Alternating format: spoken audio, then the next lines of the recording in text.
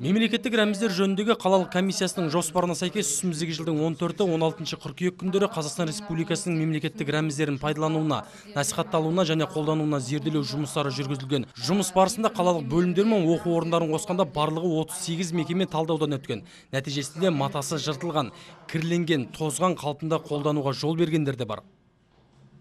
Тараз қаласы әкімдігінің жер қатынастары бөлімі ғимаратының сыртындағы мемлекеттік ту кірленген және тудың ұштығы сынған. Тараз қаласы әкімдігінің ветеринарлық қызметінің ғимаратындағы тудың ұштығы стандартқа сай емес. Тұрғын үй инспекциясының бөлімі басшысының кабинетінде мемлекеттік ту мен елтаңба бір деңгейде орналастырылмаған.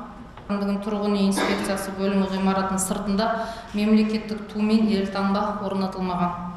Тараз мемлекеттік педагогикалық институтында, Теміржол көлік колледжінде, Тараз колледжінде, Тараз техника бизнес, Аспара, Тараз химия технология 12-ші колледжде арнайы оқшауланған орындағы мемлекеттік рәміздер орнатылмаған. Жиында әр мекемеде орналасқан мемлекеттік рәміздер бойынша кемшілік орын алған жағдайда бірінші басшының жауап беретіндігін және 100-ден 1000 айлық есептік көрсеткіш көлемінде айыппұл салынатындығы ескертілді.